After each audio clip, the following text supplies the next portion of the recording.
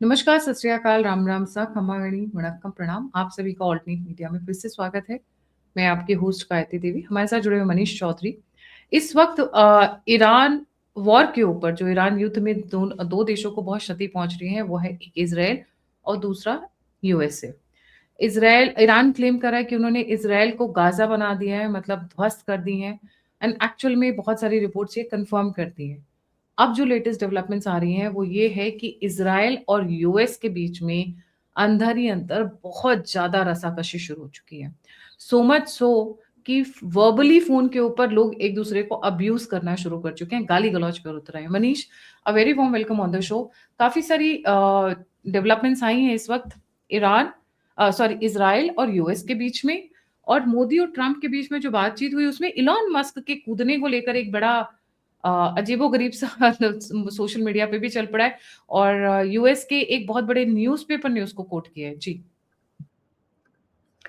Thank you Gayatri ji और आपके सभी दर्शकों को मेरा प्रणाम सबसे पहले। देखिए, जो ईरान और यूएस और इजराइल का जो ये कॉन्फ्लिक्ट है, इसका अगर आप बेस में जाएंगे तो बहुत ही इंटरेस्टिंग है। इस वॉर में ऑल ऑफ ए सडन लगता है कि यूएस जबरदस्ती कूदा, और ये हर किसी को लगता है। ये अगर आप चाहे यूएस के फेवर में हैं, आप यूएस में बैठे हुए हैं, बहुत सारे ऐसे लोगों से भी बात किया जो यूएस के वो मागा सपोर्टर क्राउड हैं, उन कैटेगरी के लोगों से भी बात किया। Nobody is supporting that. कहीं ना कहीं सबको लगता है कि जबरदस्ती खींच के लाया गया और यूएस कूद पड़ा। और ये सारा चीज अभी तक गायत्री जी थ्योरी था कि अरे ये इसराइल ने यूएस को खींचा, यूएस इस लड़ाई में कूदा। अब वो थ्योरी जो है वो रियलिटी बनते हुए दिख रही है, जब जेडी वांस और बेंजामिन नेतन्याहू जो कि प्राइम मिनिस्टर है, उनके कॉल का जो डिटेल्स है वो बाहर निकल करके आ रहा है। और उसमें जेडी वांस क्लियरली एक लाइन कहते हैं कि Bibi you really sold it very easy. Bibi Benjamin Netanyahu को कहा जाता है, you sold it very easy, मतलब काफी रोजी रोजी पिक्चर दिखा गया। आइए आप अटैक कीजिए इस पे, इसका हालत वही पूरा खराब है, तख्ता पलट तुरंत हो जाएगा। और इसका अगर आप पूरा टाइमलाइन देखेंगे तो ये लड़ाई एस्केलेट होता है, दूसरे ही तीसरे दिन उसमें जो ईरान के सुप्रीम लीडर का असैसिनेशन हो जाता है।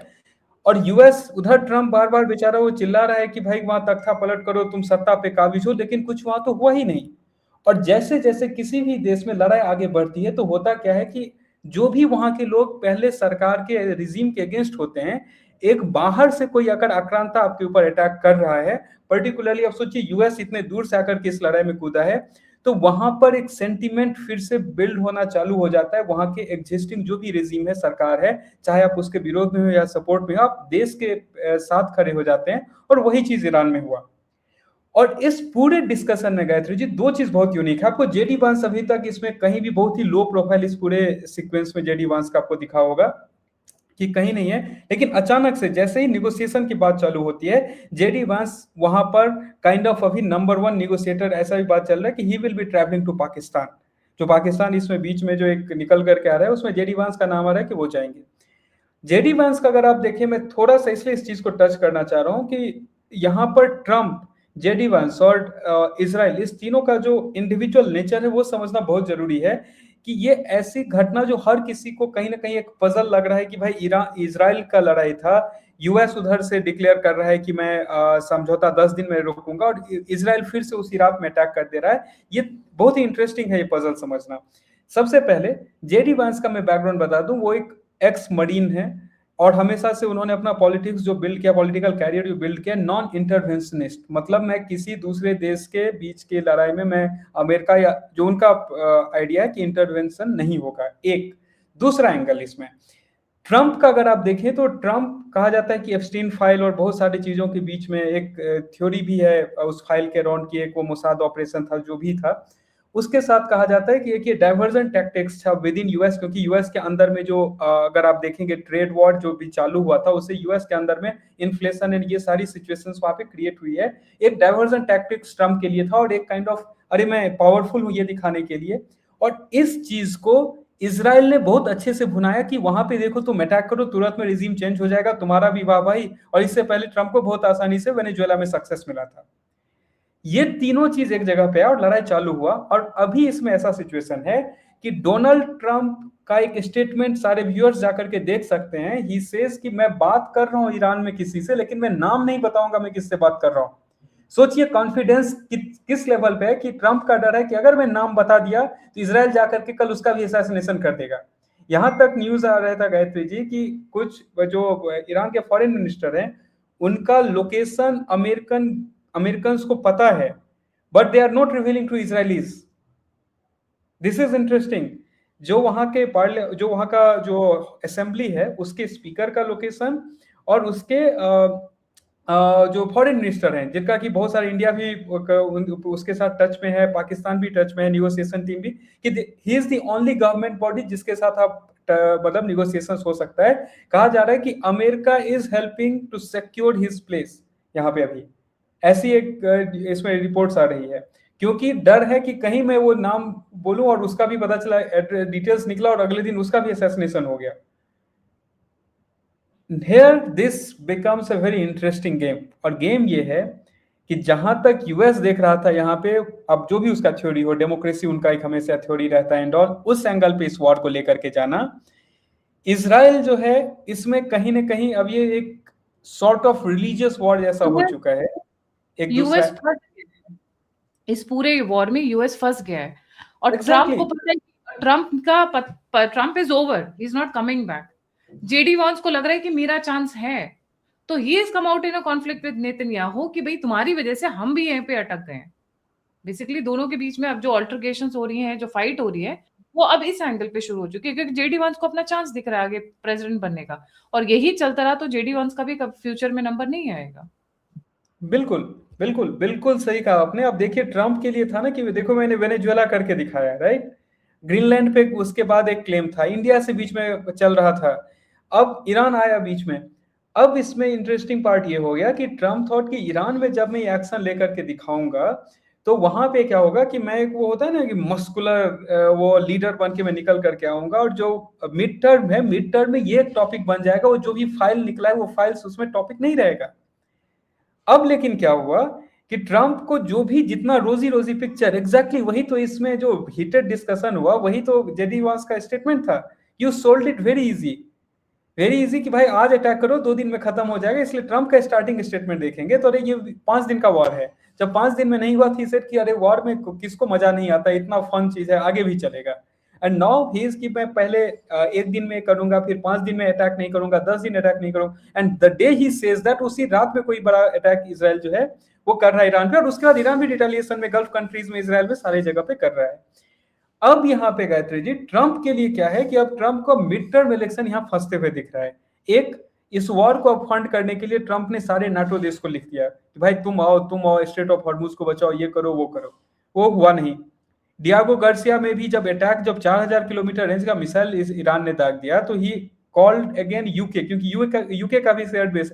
यूके का स्टेटमेंट देखिए, ये बहुत इंपॉर्टेंट है, ट्रंप का खुद का अपना जो होता है ना तौलने में कि कहां पे मैं खड़ा हूं। यूके का स्टेटमेंट था लिमिटेड ऑपरेशन के लिए हम अपने बेसिस को यूज करने देंगे, ऐसा नहीं कि हम उसमें इन्वॉल्व होंगे। इवन कि Diego Garcia is shared by UK as well Indian Ocean में। नॉट ट्रम्प्स मागा क्राउड परेशान है वो भी उधर, क्योंकि अगेन जो फ्यूल के प्राइसेस एंड ऑल बढ़ रहे हैं। $50 बिलियन ही इज आस्किंग कि मुझे फंड करो इस लड़ाई में, कांग्रेस से चाहिए। वहां पे रिपब्लिकन के जो सीनेटर्स हैं, जो रिप्रेजेंटेटिव्स हैं, वो वहां पे हाथ खड़े कर दिए हैं, and he not doesn't have an exit plan. अब जब ये सारे सिचुएशन में जो आज तक जो बंदा पूरे इस लड़ाई में सारे इसमें लग रहा था कि भाई आइदर मार्को रूबियो या फिर ट्रंप, दो ही हीरो है अमेरिका में, उसमें एक नया नाम निकल करके आ रहा है जेडी वांस। एज जेडी वांस के फेवर में है, he is quite young and he doesn't want to appear as a lunatic leader in American circle, जो मागा सर्कल पे जो एकदम पूरा जो कैथोलिक एंड ऑल ये वाला है, वहां पे he doesn't want to act as an lunatic, he wants to act as someone who is मतलब जो रैशनल है, और उसी सेंसिबिलिटी को दिखाने के लिए। और दूसरा चीज क्या जेडी वांस के फेवर में एक इंटरेस्टिंग एंगल है गायत्री, जो मैंने स्लाइटली टच किया था, he is x marine. Generally आप क्या सोचेंगे, अरे जो आर्मी बैकग्राउंड से आया है, जो मरीन है, वो पूरा वैसा माइंडसेट से आएगा, जाओ अटैक करो एंड ऑल। वहीं पे he is balancing it very well कि देखो मैं इसराइल, जिसको जो सबको लग रहा है बन चुका है, अगर आप अमेरिकन से बात करेंगे, अमेरिकन बोल रहे हैं कि भाई इसराइलीज के पॉकेट में डोनाल्ड ट्रंप है, उस चीज को जेडी वांस का ये जो है कहीं ना कहीं मुझे लगता है ये उस कन्वर्सेशन को जानबूझ करके मीडिया में लाया गया है कि not everybody is listening, just listening to जानबूझ इसराइल, कोई उसको जानबूझ काउंटर भी कर रहा है। जानबूझ के लीक किया गया। और दूसरा, जेडी वांस का पाकिस्तान जाना, I am not very comfortable with it. ये बात तो खैर इस्लामाबाद ज्यादा उठा रहा है कंपेयर टू जेडी वांस। मैंने उनके मुंह से तो अभी तक एक भी स्टेटमेंट्स नहीं देखी, बिल्कुल। राइट। इसको पाकिस्तान ज्यादा उठा रहा है, बट देखते हैं आगे आने वाले समय में क्या होता है। एक चीज समझ में डेफिनेटली आ रही है कि Israel and US are falling apart, and ऊपर से नेतन्याहू के, कहा जा रहा है Netanyahu has not been physically been seen by lot of people. जो वीडियोस निकल कर आ रही हैं उनके ऊपर शक किया जा रहा है कि प्री रिकॉर्डेड वीडियोस हैं, बहुत सारी कवायदें चल रही हैं, बट नुकसान इस वक्त इसराइल को बहुत ज्यादा हो रहा है। इसराइल भारत का हमेशा दोस्त रहा है, उसका नीचे जाना बिल्कुल वो नहीं है।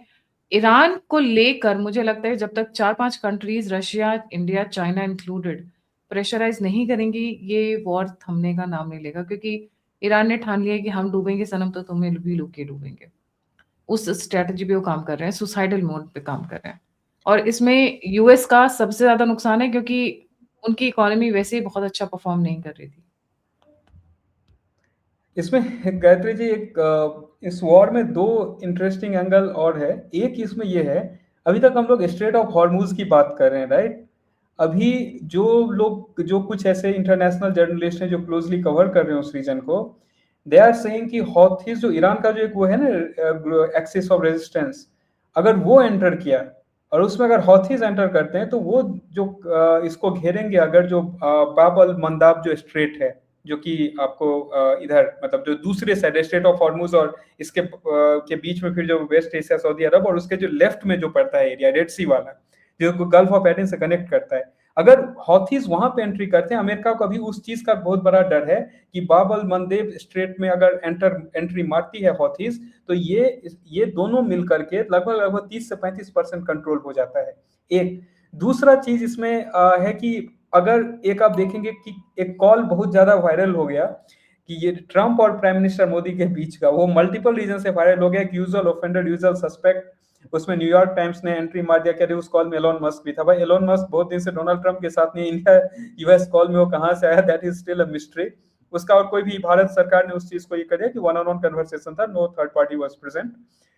अब उस कॉल में, क्योंकि आपने जो कहा एक चीज की बहुत इंपॉर्टेंट है, अगर आपको ईरान को लेकर के आना है निगोशिएशन टेबल पे, ये पाकिस्तान जैसे दलाल से काम नहीं चलेगा कि जो इधर का काम उधर। पाकिस्तान का दलाली का ये हालत था कि वो अमेरिकन शिप को अपना झंडा देकर के पास करवा रहा था, ईरान ने उसको पकड़ा और उसके शिप को फिर उड़ा दिया, क्योंकि अमेरिकन शिप था, उसको अपना झंडा लेकर के भेज रहा था। तो वो दलाली यहाँ पे नहीं चलेगा। अगर सही में नेगोशिएशन इसमें करना है तो will have to have the BRICS countries, जिसमें आपका रशिया हो गया, इंडिया हो गया, चाइना हो गया, these three will really have to act as an mediator together. क्योंकि ईरान का भी ऐसा हालत है, अगर उसके साइड से देखें, इधर से बोला जा रहा है कि 10 दिन नहीं होगा अटैक, और उसी रात में अटैक हो रहा है उसके ऊपर। और पाकिस्तान को लेकर के यहाँ पर एक नया ये है कि क्या पाकिस्तान, अगर अमेरिका या ट्रंप यहाँ पे डबल गेम ईरान के साथ खेल रहा है, तो क्या पाकिस्तान वो एंट्री पॉइंट होगा for the boots on the ground. तो इसलिए वो दलाली से ज्यादा जो है पाकिस्तान का एंगल। हजारों मरीन्स ऑलरेडी पहुंचे हुए पाकिस्तान की साइड पे, और एग्जैक्टली पाकिस्तान में पहले से ही यूएस के हजारों सोल्जर्स मौजूद हैं। तो इसका मतलब वो अटैक के लिए तो गए हुए हैं, वहां पे पुड़ियां तलने तो नहीं गए हुए, आई एम श्योर, राइट। बिल्कुल बिल्कुल एग्जैक्टली। तो यहाँ पे अभी जो आ रहा है कि यहाँ पे दो पार्ट, एक तो है कि जो हमने बताया कि जेडी वांस और नेतन्याहू के बीच का डिस्कशन, हीटेड डिस्कशन। अब उसमें यह है कि अगर अमेरिका यहाँ पे फुल थ्रॉटल जाना चाहता है, तो उस केस में कि उस केस में वो बूट्स ऑन द ग्राउंड जरूर करेगा। एक इंटेल के हिसाब से 30,000 जो है ऑलरेडी उनके नेवल जो कैरियर्स हैं उसके ऊपर 30,000 जो उसके आर्मी है, सोल्जर्स हैं, वो ऑलरेडी हैं ready to get down any point of time. अब यहाँ पर अगर ट्रंप इज लुकिंग एट कि निगोशिएट करना है, तो इसराइल होने नहीं दे रहा है। आपने बीच में जगह किसको चुना? पाकिस्तान। ईरान जो है वो पाकिस्तान को, ठीक है वो Muslim axis and all Islamic axis है, but there is always iota of doubt with Pakistan based on the history की। चाहे अफगानिस्तान के अगेंस्ट ऑपरेशन हो फिर भी पाकिस्तान यूज हुआ, इंडिया के अगेंस्ट हो फिर भी पाकिस्तान यूज हो रहा है। तो this negotiation is not going to happen until unless इसमें आपको आप मोदी, जिनपिंग और पुतिन को आप इंक्लूड नहीं करते हैं। दैट्स व्हाई वो जो कन्वर्सेशन है that has started, let's see. But there is one thing जिसको कि आप नहीं डिनाई कर सकते, और उस चीज चाहे आप इसराइल के दोस्त हो, दुश्मन हो, कुछ भी हो, कि Israel really played US into this war. और अभी डोनाल्ड ट्रंप को यह समझ में नहीं आ रहा है कि मैं इस वॉर से पीछे हटूंगा तो मैं अपना मिड टर्म बचाऊं, या इस वॉर को मैं पूरा कूद जाऊं तो मैं अपना मिड टर्म बचाऊं। वो अभी उस बीच में कहीं ना कहीं अमेरिका जो है, क्योंकि मागा क्राउड का प्रेशर, ऑयल का प्रेशर, हर एक चीज ट्रंप को नीचे जरूर खींच रहा है। वो आपके बॉडी लैंग्वेज से भी पता चलेगा। जी, बिल्कुल सही। Thank you so much Manish ji for joining. जाने से पहले सभी व्यूअर्स से रिक्वेस्ट है, please don't forget to like, subscribe and share the alternate media. Sorry, मैं एक पॉइंट मैं भी ऐड करना चाहती हूँ।